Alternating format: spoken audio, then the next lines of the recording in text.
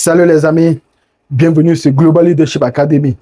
Dans cette vidéo, je vais vous présenter quelques secteurs d'activité que vous pouvez investir dans en Afrique et tirer énormément de revenus chaque fin du mois. N'oubliez pas de vous abonner sur la chaîne, d'activer la cloche de notification. Là, vous serez au courant lorsqu'on va publier les prochaines vidéos. Le premier secteur, c'est le secteur de la beauté. Pourquoi? Parce qu'aujourd'hui, le continent africain compte plus de 1,4 milliard d'habitants, sur lesquels plus de 57% de la population africaine sont féminins. Ça veut dire qu'on a les femmes en Afrique aujourd'hui plus que les hommes. Et le secteur de la beauté, c'est un secteur que si aujourd'hui là, même si tu as que 100 000 francs, 200 000, 500 000, 1 million, que quand soit le capital que tu as, tu ouvres une petite boutique, tu vends uniquement tout genre c'est-à-dire tout genre de produits féminins. Les laits de toilette, les crayons, les tailles ongles, les rouges à lèvres. Donc tout ce qui ancre dans les instruments de la beauté de la femme. Tu vends ça. Crois-moi, c'est un secteur qui est en train de révolutionner. C'est un secteur qui est en train de se développer en Afrique aujourd'hui là. Et il y a énormément les opportunités dedans. Et pour ceux qui ont assez de capital, vous pouvez ouvrir uniquement, vous pouvez ouvrir ce qu'on appelle les SPAC. Je ne sais pas comment on appelle ça en français, c'est-à-dire les centres où vous faites la coiffure, le manicure, pédicure, et aussi vous vendez, vous allez de vendre aussi les laits de toilette. C'est-à-dire, quand on entre dans votre SPAC, vous vendez les laits de toilette, vous faites la manicure, pédicure et massage, avec la coiffure aussi. Donc vous faites ça dans un même centre. Crois-moi, c'est un business qui passe aujourd'hui en Afrique jusqu'à... Et le deuxième secteur, c'est le secteur de l'agroalimentaire. C'est-à-dire, tout ce qui se consomme passe en Afrique aujourd'hui là. Parce que les 1,4 milliard d'habitants là, il faut le nourrir. Et les statistiques montrent que d'ici 2050, la population africaine va arriver à 1,8 milliard d'habitants. Ça veut dire qu'il faut nourrir cette consommation, cette jeunesse là. Il faut nourrir cette population-là. Et toute personne qui va lancer un business dans le secteur de l'agroalimentaire va faire énormément d'argent. Même si tu connais faire les chips de plancton, il faut le faire. Même si tu connais frire les beignets, il faut le faire.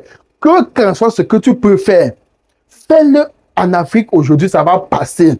Oui, ça va passer. Et il y a un truc que tu devez comprendre. En entrepreneuriat, on ne se lève pas le matin pour quitter du niveau 1 au niveau 10. Non, il y a des étapes à suivre. Parce que tout ça entre dans l'industrie de la consommation, de l'agroalimentaire. Tu peux commencer à vendre les beignets. Mais en 1 an, 2 ans, tu fixes les objectifs, tu ouvres un restaurant. En 3 ans, tu crées une usine de transformation de produits alimentaires. Donc, les grands groupes que nous voyons au monde aujourd'hui, là, eux ne se sont pas levés le matin pour lancer ou pour créer des usines comme ça. Non. C'est un processus. Il y a des étapes à suivre pour arriver à ce niveau-là. Et aujourd'hui, toi et moi, nous avons des capacité aujourd'hui là. Dernièrement, j'ai vu les chefs d'État africains qui étaient en Russie. Quand Poutine dit je vous offre le blé, 60 000 tonnes de blé, ils ont applaudi. J'ai dit regardez-moi les mendiants comme ça là. Aujourd'hui, nous avons des terres fertiles. Nous avons le climat qui est bien. L'un des meilleurs clients au monde, c'est en Afrique. Nous avons tout ce qu'il faut pour cultiver, pour révolutionner l'agriculture en Afrique aujourd'hui là. Mais nos soi-disant dirigeants sont en train de quitter, laisser cette terre-là ou braquer cette terre-là aux Asiatiques et aux Européens. Et partir maintenant en Europe et en Asie demander la nourriture. Ça, c'est une honte pour le continent africain. Pourtant, nous avons les jeunes aujourd'hui qui sont capables, qui ont fait des études suffisantes pour se lever aujourd'hui et dire non, voici ce qu'il faut faire pour changer la donne, pour que l'Afrique puisse atteindre l'autosuffisance alimentaire d'ici 5-10 ans. Mais pourquoi eux ne font pas ça? Parce qu'ils ne veulent pas notre développement et c'est à nous de prendre les cornes par la main. Donc, tout Africain qui a les compétences dans le domaine de l'agroalimentaire, lancez-vous, ça va passer. Le troisième secteur, c'est le secteur de l'immobilier et la vente des matériaux de construction. Aujourd'hui, l'Afrique est en train de se développer. Aujourd'hui, les constructions sont en train de révolutionner l'Afrique aujourd'hui. Quand on part par exemple à Dakar, à Abidjan, à Douala, dans tous ces capitales-là, on voit les chantiers qui sortent des têtes de gauche à droite.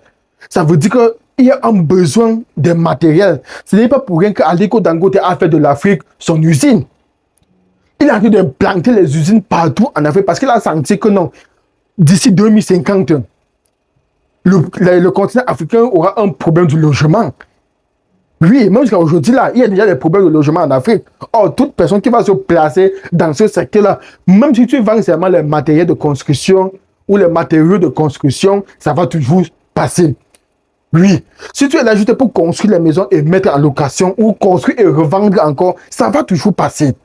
Donc, je ne vois pas le pouvoir. Quelqu'un peut se lever aujourd'hui et dire dans quel secteur est-ce que je peux me lancer. Le problème, c'est que chacun veut lancer un business et attendre et obtenir les résultats en 1, 2, 3, 4, 5, 6 jours. Or, en entrepreneuriat, ça ne se passe pas ainsi.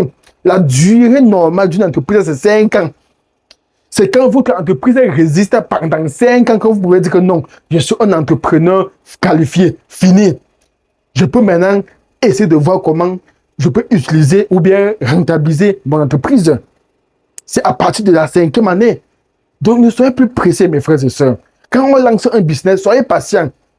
Vous pouvez tester peut-être 50, 100 business et à la fin, vous avez un seul business que vous allez retenir pour avancer avec. Soyez patients. Merci d'avoir écouté cette chronique. N'oubliez pas de vous abonner, d'activer la cloche de notification et on se voit à la prochaine vidéo. Prenez soin de vous. Ciao.